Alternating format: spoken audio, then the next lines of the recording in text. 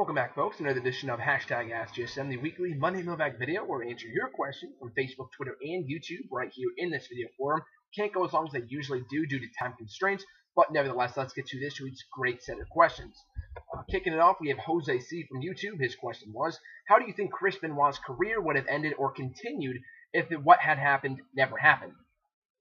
Good question that has been pondered about many a times over the last 7 years. Of course, due to the unfortunate incident, we never got that awesome CM Punk Chris Benoit match that would have happened at Vengeance of Champions 2007. Cheap plug, check out my review of that show right here on the channel. But I always wondered what that match could have been, and I imagine it could have been amazing. Benoit Punk put him in the same ring, two of the best wrestlers in the company at the time. Could have been a great match. I always wondered what would have happened in that feud, and no one can ever really give me a straight answer when I ever ponder this.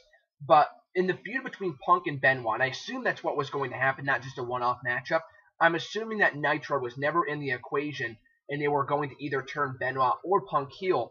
Probably keep Punk in chase mode, since it was highly rumored, basically confirmed that Benoit was going to win the ECW championship on that night. So I was always curious whether they were going to turn Benoit heel in the feud of CM Punk. That never really got answered by anyone. But aside from that, I probably couldn't have seen him wrestling too much longer.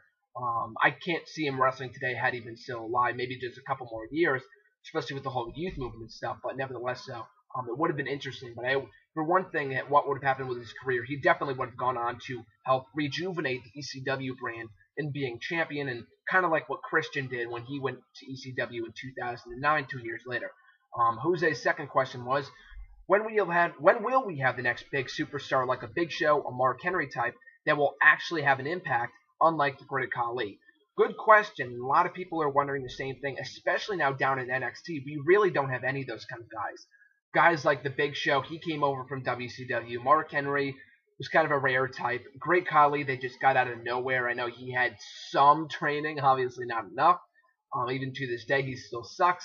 And I mean, the Great Khali had an impact. I mean, the guy he's been in the company for 7 years. He's, India's most popular wrestler. I mean, that's pretty obvious since he's WWE's only Indian wrestler right now, with Jinder Mahal gone. But he's a former World Heavyweight Champion. He's feuded the likes of Triple H, John Cena, Batista, The Undertaker. I mean, say what you will about the guy and how irrelevant he is today, but in the first few years that he was with the company, he had a pretty big impact.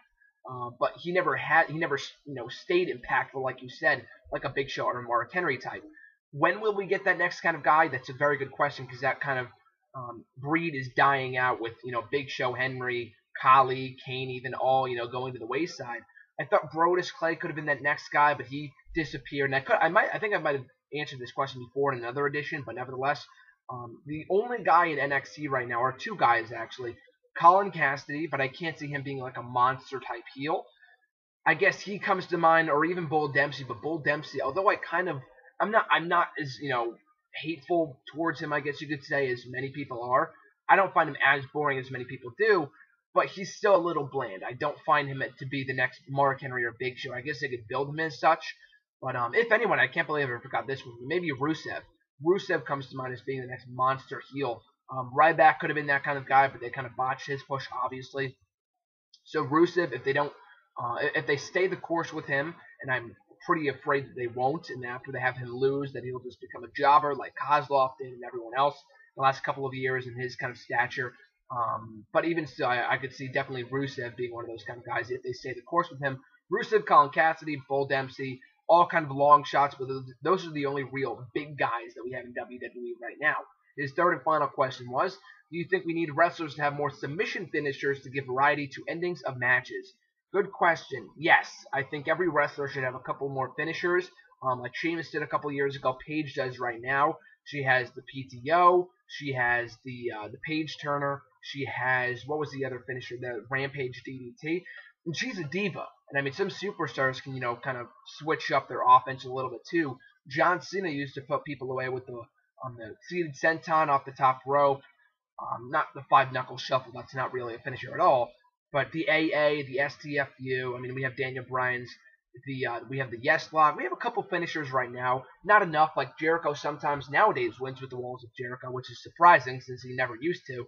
But in the Miz at one point, maybe not the right guy to use it, but the figure 4 leg lock So absolutely, I think people should have more finishers. I think more superstars nowadays do have finishers. They just are submission finishers. They just don't never use them as a finisher. But absolutely, I think we should have more finishers to add to a variety to the endings of matches. So people like a Sheamus or a Page, like those kind of people, have more than one finisher that you can count on to end a match. If it ends variety, instead of just setting up the bro kick and 1, 2, 3, it's over. When you have a variety of finishers, it sets up a variety of endings to the matches and makes them feel more fresh, not as predictable. Paul S. This question was from Facebook. If you were to repackage a bad gimmick, who would it be and what new gimmick would you conceive? Good question. I believe it was you that asked us a couple of weeks ago when I had John here on the show with me what bad gimmicks there are in WWE today. Or maybe it wasn't you, maybe it was somebody else. Which bad gimmick there were in WWE today and who I would repackage. This kind of goes back to that question, and probably the worst gimmick in WWE today, in my opinion anyway, is Los Matadores. I think it's such a stupid gimmick, and Primo and Epico, the sad thing is that they're actually talented. Those two I think, are very undeserving of that very dumb gimmick, and I think they have no place in using that kind of gimmick in 2014. It kind of goes back to like the 1995 Raws before we got the Attitude Era, when Vince McMahon was saying we're tired of insulting your intelligence. That's exactly what this is. They're insulting our intelligence. That was almost about a year ago that they arrived in the main roster, or at least this gimmick, and it really has gone nowhere. It's so limited. No one likes it. It's not over. People boo it more often than not. It's so stupid. And they're such great wrestlers, too. So what new gimmick I would give them? Just let them be themselves. Like the whole Stardust and Goldust thing. Goldust, that character's been around for ages. But Stardust, I think, Cody was already over as himself. That's a common misconception. I've had people argue with me about that all the time. He was fucking over as himself about a year ago. Go back to Money in the Bank last year if you don't believe me. The guy was over as himself. And I think he could be a world champion if he's just Cody Rhodes. Definitely not Stardust. But nevertheless, though, I think they could repackage Los Matadores. Stardust right now, I think they're making it work with the heel persona, so I'm okay with that for right now. I'm not as, I'm not going to complain every week on Twitter now that Stardust is on TV, because at least as a heel, it makes more sense. But that being said, though, definitely Los Matadores need to be repackaged. Such a dumb gimmick that serves no purpose in 2014, and just makes me embarrassed to be a wrestling fan. I rarely ever say that, but when watching that and someone else is watching with me, that's just embarrassing to watch. But anyway, though, Andre G, his question was, since the Nexus is your favorite WWE stable, what is your favorite TNA stable? Easy. Fortune 4, baby. Fortune. I love Fortune. Not from the start. It's not like I didn't like them. It's not that I hated them or anything like that. I just never really had an interest in them. It wasn't until they turned babyface in early 2011 when I think it was in the world title match between Jeff Hardy on February 4th, I want to say, February 3rd or February 4th, 2011, because they hyped up the date so much, I remember the date. I think it was the 3rd of February of that year. That it was a world title match between Jeff Hardy and Mr. Anderson, okay? And Fortune comes out seemingly to help Jeff Hardy, who was a part of Immortal, and Fortune was a part of Immortal. And this was all supposed to lead to the reuniting of the Main Event Mafia, which of course was scrapped because Booker T and Kevin Nash, coincidentally enough, went back to WWE only days earlier in the Royal Rumble matchup. So they had to come up with a new plan. So what they did instead was have Fortune turn babyface. And I just remember AJ Styles was about to punch Mr. Anderson, who was being held up by, I think, Jeff or Matt or whoever. And instead of punching Mr. Anderson, he did the Fortune logo. And I still do this to this day. When people ask me, like, 4 or whatever, instead of going like this, like the 4 horsemen, like I know I should, I do this, like the Fortune handstand. But absolutely Fortune. I think that goes far and beyond of being my favorite TNA stable. I liked Immortal in the beginning, but they quickly died a death. Main Event Mafia, when they reunited, I thought was cool, but never really my favorite stable. Aces and Eights was a complete train wreck of a stable. So absolutely Fortune will be my favorite TNA stable of all time. Now on to the Twitter questions. At the Wrestle Guy, he sent in this question last week. I just never got to it, so my apologies go out to him. But his question was, who is the most deserving superstar, past or present, who has never held a world title but should have held it? This is a very popular question in terms of like things that people debate about. I'm not just saying this as a Regal mark, but I truly believe that William Regal deserved at least one run with the World Heavyweight Championship. Not even more so the WWE title, just a world title in general. I think the world title for him could have been a perfect fit, at least in 08 when he was, having the best run of his career as the King of the Ring, the Raw General Manager, the most hated guy in all of WWE for that short period of time before he got suspended.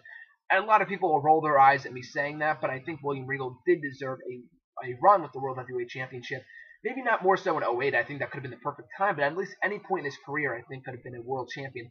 Not so much possible anymore. And even Regal says that in interviews. He said that in an episode of NXT last year. But William Regal, I think, could have been a world champion at some point, given how great of a wrestler that he is.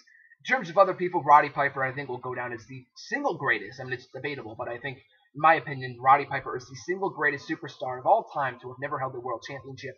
You just go back to how over he was as a heel, and he spent more of his career as a babyface than as a heel, which is interesting. But people remember him as being this great heel, and he never held the world championship. He contended for it a few times, but he was never a world champion. Jake the Snake as well, one of the greatest in-ring psychologists of all time. Not even never held a world championship, but never held a championship period, which I've gotten a question about here on the show before. But Jake the Snake, I think, easily could have reigned as World Heavyweight Champion, or WWE Champion, during the period of time that he was in the WWF. Rick Rude, Mr. Perfect. I mean, they were more upper mid-card guys. Razor Ramon was never a WWE champion. But even still, all those guys, or at least I don't think he was. Yeah, I don't think he was. I'm getting myself confused here. But yeah, those kind of guys, Mr. Perfect, Rick Rude, all those kind of guys could have been a world champion. They've all contended for the world titles before, but they were never really given the ball to run. This was during the Hogan era, when he held the belt more often than not, and Randy Savage and Ultimate Warrior. Those are the three guys that come to mind when you think of the 80s. Like Ted DiBiase, another guy that I think could have been a world champion. They were just kind of the heels that they built up only to have Hogan knocked down. So those are the people that I think are the most deserving of being a world champion. They never held that championship during their heyday. His second question was, people say Bray Wyatt will be nothing in a few years and he'll be just forgotten about, but I disagree. What are your thoughts? I haven't heard anything like that. I don't know where you read that or heard that from. Maybe people on Twitter. Maybe people are saying that about, maybe people are saying that now in like the last few weeks with Bray Wyatt being, I don't want to say buried, but basically being booked to made to look inferior against guys like John Cena, The Big Show, and Mark Henry. I thought the booking of Bray Wyatt in the last couple of weeks has been a disgrace, especially after Jericho put him over clean at SummerSlam. Just to have him lose all these matches in recent weeks is just mind-boggling to me personally. But nevertheless, though, I don't think Bray Wyatt will be a nothing guy in coming years. I think Triple H, as well as most of management, is very high on Bray Wyatt. He's a great character. He's great in the ring. He's got a great gimmick. It's very original. Whether it be a heel or as a babyface, I think he will be a top star in WWE for years to come.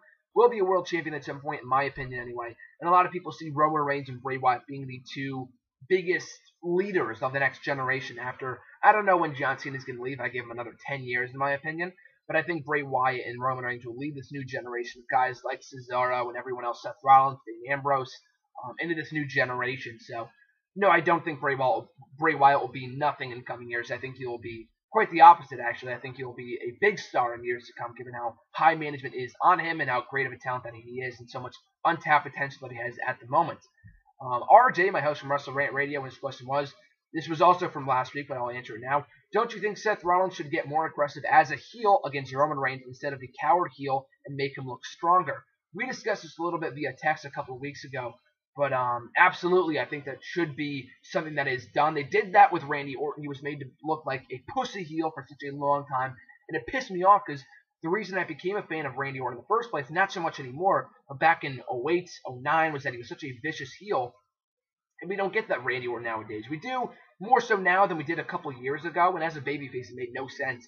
Like me and John were talking about at Giovanni on Twitter, we were talking about a couple of weeks ago how when he punted Chris Jericho and sent him off into his second hiatus, and John was saying, how is that even a babyface move? Why would a babyface do something like that? That's a heel move, and I couldn't disagree with him because he's absolutely right.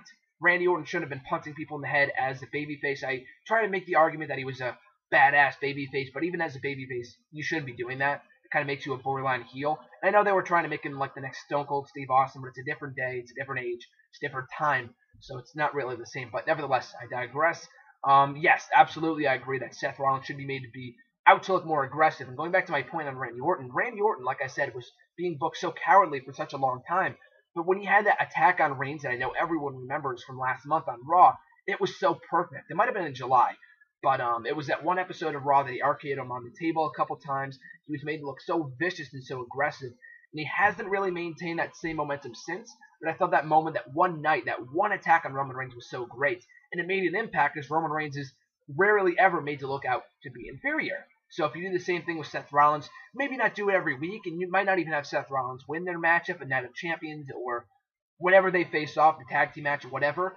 You might not have Seth Rollins win that matchup, but you can have him have a hell of a showing, a strong showing against Roman Reigns. Make him out to be more aggressive, have him hit him with the briefcase and stuff like that. At least it'd be better than, booking him as a cowardly heel, in my opinion, anyway. So, absolutely, I agree with your sentiment, RJ.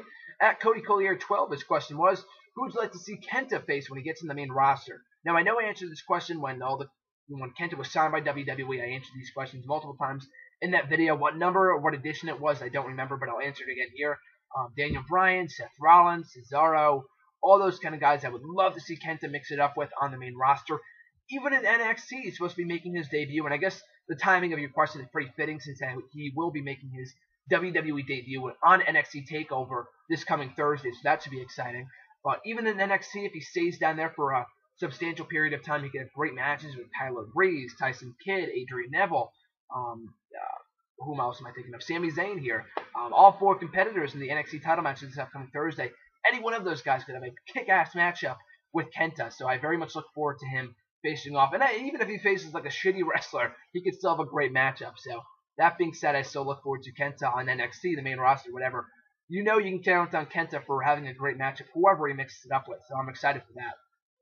At Swagzio, his question was, what do you think of the tag team of Jason Jordan and Ty Dillinger? Now, Ty Dillinger, I'm sorry, I botched that. Ty Dillinger. But anyway, Ty Dillinger and Jason Jordan, I'm not going to complain about them being a tag team. They're bland, but I'm not going to complain about any tag team being added to the division in NXT because they're so desperate for tag teams right now. They have the Ascension competing in squash matches every week for about 2 years, and they need more tag teams, more solid tag teams. And they have improved upon that with the whole tag team tournament, the whole villains, Sin Cara and Kalisto. They got a couple of good tag teams right now, so that's good. Jason Jordan and Ty Dillinger are very on and off. Like, I see them competing in singles competition. The other guy isn't there with him. It's very strange. But I'm not going to say I'm a fan of the tag team, but I'm a fan of the idea of more tag teams being added to the tag team division. They're not more so a makeshift tag team, but they don't have great chemistry. They should work on that. They're kind of like an awkward tag team, and I don't know if that's intentional or not. But they will improve over time, and I don't want to see them as NXT Tag Team Champions, but they are a decent tag team. Both guys are good wrestlers, so any tag team being added to the NXT Tag Team division is a good thing in my opinion. So no need to complain about that. At JJF Tweets, his question was, how did you fix the Adam Rose booking, or the booking of Adam Rose? Make him less of a jobber? I mean, he's not even a jobber. You can't even classify him as a jobber because he wins all of his matches. He has yet to lose the match on the main roster. But don't book him in minute matches. Do what they did in NXT. I mean, I see some people saying, switch them to Leah Kruger right now. I mean, I would wait a little bit longer, and even if you did, that might not get over as strongly as it should. But make him more aggressive in the ring. Have him more, develop his character more when he's having matches. Like he did in NXT. He had a great match against Tyson Kidd a couple of weeks ago.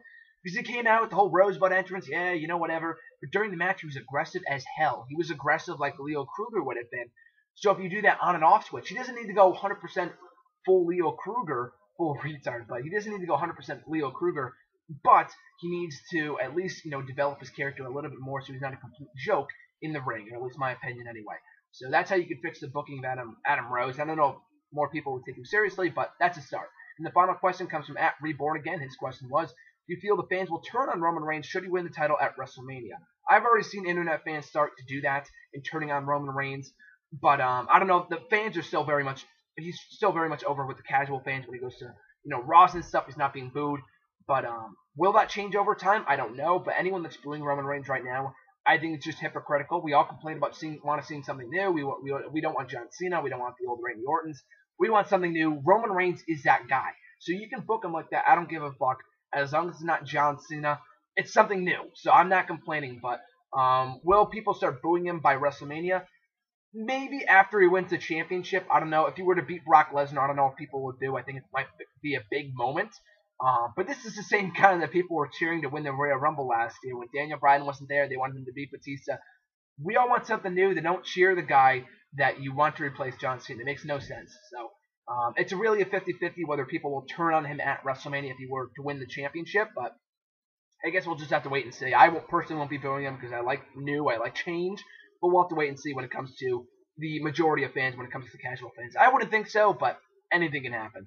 I would have never predicted the whole Royal Rumble fiasco happening a couple of months ago when that happened. So you never know with the WWE fan base. So that being said, that's going to do it for this week's hashtag AskGSM video. Thank you guys for sending in all the questions. Always appreciated. If you want to send in a question, you can tweet me on Twitter with the hashtag hashtag AskGSM at WrestleRant. You can find me on Facebook at GrahamGSMMatthews. Leave a comment on the wall or leave a comment on the post that I usually put up on Sunday nights. Or you can leave a comment on this video and I will be sure to include it in next week's edition. So that being said, guys, thanks for watching. Always appreciate it, as I said before. Make sure to like, comment, and subscribe. I'm GrahamGSMMatthews, and I'll catch you guys next week.